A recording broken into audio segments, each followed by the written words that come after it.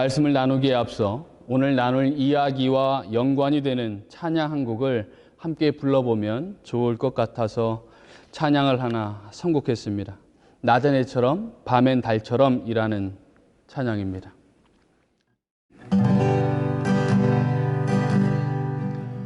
낮은 해처럼 밤엔 달처럼 그렇게 살 순 없을까? 욕심도 없이 어두운 세상 비추어 온전히 남을 위해 살듯이 나의 일생에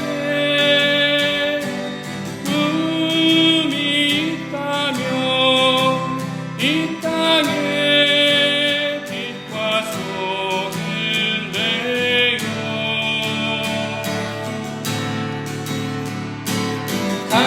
가난한 영혼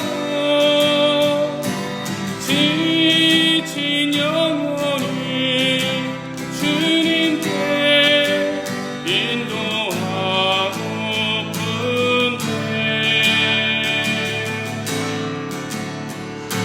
인도하고픈데 나의 욕심이 나의 못난 자아가 언제나 더 가라앉는데요.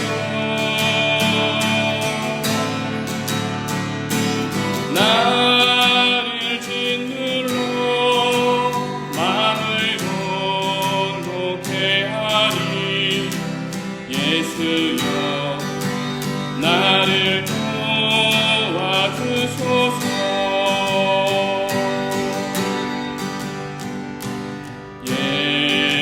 예수님처럼 바울로처럼 그렇게 살 순 없을까? 남을 위하여 당신들의 온몸을 온전히 버리셨던 것처럼 주의 사랑이 베푸는 사랑 값없이 그저 주는 사랑 그러나 나는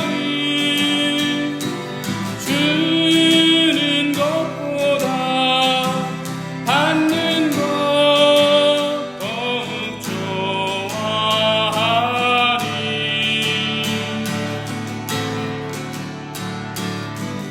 나의 입술은 주님 닮은 듯하나 내 맘은 아직도 주하여 받을 사랑만 계수하고 있으니 예수여 나를 도와주소서.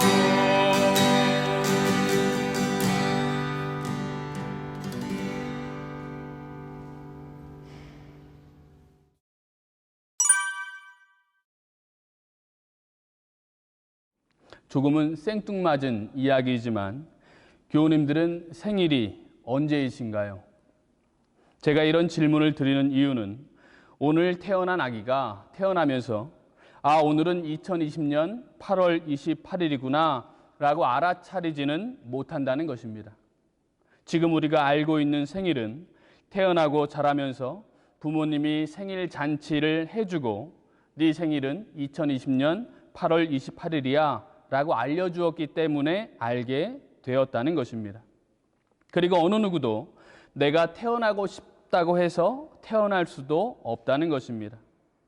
여름은 덥고 겨울은 추우니까 나는 따스한 봄에 태어나야지, 혹은 아니야 나는 단풍이 아름다운 가을에 태어날 거야 라고 할 수 없다는 말입니다. 즉 내가 나의 탄생을 위해서 할 수 있는 것은 아무것도 없습니다. 그래서 책에서 빌리 그레이엄이 쓴 다른 책 어떻게 거듭날 것인가에서 언급한 거듭나는 방법이 맞는 것 같지만 그렇게 쉽게 넘길 수 없다고 전하고 있는 겁니다. 153쪽에 이렇게 소개합니다. 빌리 그레이엄의 주장은 호소력이 있습니다. 단순 명료해 이해가 잘 되며 달성 가능합니다. 그는 분명하게 우리가 거듭나기 위해서는 무엇을 해야 하는지를 말합니다. 하지만 이 책이 표방하는 관점과 내용에는 두 가지 문제점이 있습니다. 그는 회심이나 구원, 거듭남을 주로 우리가 무언가를 하고 무언가를 믿어야 일어나는 사건처럼 그리고 있습니다. 거듭나기 위해 우리에게 네 가지의 해야 할 일이 있다고 하면서 깨닫고 받아들이고 회개하고 고백해야 한다고 설명합니다. 이 말은 은총을 얻느냐 마느냐는 문제가 마치 우리에게 달려있다고 소개한다는 것입니다. 그렇지만 이는 인간의 생각이고 교만이기도 합니다. 거듭나기 위해, 구원받기 위해 우리는 스스로 할 수 있는 일이 아무것도 없습니다. 그렇지만 태어나서 자라고 성장하면서 부모님을 신뢰하게 되면서 깨닫게 된다는 것입니다.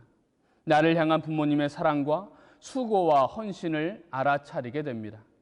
그리고 시간이 더 흘러 부모님의 삶을 따라 살고 있는 우리 자신을 발견하게 될지도 모릅니다. 이것이 세례가 담고 있는 신비가 아닐까 합니다. 책 158쪽에서 이런 질문을 던집니다. 세례만 받으면 구원을 받을 수 있습니까? 누군가에게 물 좀 뿌리고 몇 마디 말을 따라하게 한다고 해서 그 사람이 거듭납니까? 거듭남과 세례를 동일선상에 둘 수 있습니까? 세례가 무슨 마법입니까? 책에서는 조금은 복잡하게 같은 말을 되풀이하며 설명하지만 저에게 이런 질문을 한다면 예스라고 대답하고 싶습니다. 그렇다고 해서 세례가 마법이라고 완전히 다른 존재로 바뀔 수 있다고 거듭날 수 있다는 의미에서 예스는 아닙니다. 그럴 가능성이 분명하다는 의미에서 예스입니다. 우리가 세례를 받았다고 해서 예수님처럼 바울로처럼 살아가는 것은 쉽지 않은 일입니다. 수많은 성인들의 삶처럼 살아보리라 아무리 기도하고 고백해도 쉽지 않습니다. 그렇지만 우리는 변화하고 있습니다. 왜냐하면 세례를 통해 하느님의 자녀가 된 우리는 우리 안에서 늘 일하시는 주님을 신뢰하고 있기 때문입니다. 예수님의 성체와 보혈을 우리 몸에 담아내면서 그분의 삶을 기억하고 따라 살아보리라 다짐하기 때문입니다. 어느 한순간에 짠하고 변할 수는 없지만 지금 이 시간에도 우리는 주님의 영향을 받으며 자라고 있다는 사실을 저는 믿습니다. 그래서 167쪽에 있는 글을 강조하고 싶습니다. 물론 우리 안에서 이루어지는 주님의 활동은 우리의 활동, 우리의 믿음, 우리의 결단에 제한을 받지 않습니다. 우리는 그 일의 시작과 끝을 좌우하지 못합니다. 그러나 우리가 주님의 활동을 받아들이지 않으면, 예라고 하지 않으면 그 일은 거의 결과를 내지 못합니다. 거룩하신 아버지께서 그리스도를 통해 말씀하시고 행하신 거대한 긍정을 우리의 삶으로 긍정하지 않으면 우레와 같은 그분의 예를 우리의 삶으로 예라 답하지 않으면 이는 무엇보다 우리에게 별다른 의미를 갖지 않게 됩니다. 그래서 조금은 강한 어조이긴 하지만 이렇게 강조합니다. 거듭나기 위해서는 주님의 부름에 우리가 응답해야 합니다. 그리스도께 응답하지 않는 이는 그리스도인이 아닙니다. 이때의 응답은 의식적이고 의도적이며 일회적인 것이 아니라 일생에 걸쳐 책임 있게 이루어지는 것입니다. 그래서 참 어렵습니다. 주님의 말씀에 언제나 예스라고 대답하고 싶지만 쉽지 않아 어렵습니다. 응답하지 않으면 그리스도인이 아니라고 하지만 그럼에도 우리는 그리스도인입니다. 세례를 통해 하느님의 자녀가 되었고 지금도 분명히 자라며 아버지를 닮아가고 있습니다. 약간의 문제가 있다면 신분과 수준의 문제일 겁니다. 책에서는 수도회에 막 들어온 수련 수사와 82살의 나이 많은 수사님의 이야기를 소개합니다. 그리고 그 이야기에서 신분과 수준을 담고 있죠. 같은 옷을 입고 같은 수도사이긴 하지만 똑같은 수준의 수도사는 아니라는 말입니다. 시간 속에서 배우고 성장해야 수도복에 맞는 수도사가 될 수 있다는 말입니다. 영화 광해에 나오는 왕인 이병헌과 광대인 이병헌의 이야기도 마찬가지입니다. 잠깐이기는 하지만 신분은 왕입니다. 그렇지만 살아온 삶이 있기에 수준은 여전히 광대의 모습이었다는 말입니다. 그렇지만 시간이 지나면서 왕의 신분에 맞는 수준을 보여줍니다. 우리의 신앙도 이와 같다는 것입니다. 신분은 하느님의 자녀이지만 수준은 그러지 못할 수 있다는 말입니다. 그러나 우리의 수준은 우리 안에서 지금도 일하시는 주님이 계시기에 조금씩 성장해 갈 것입니다. 그래서 우리의 신분과 수준이 하느님의 자녀에 걸맞게 살아낼 것입니다.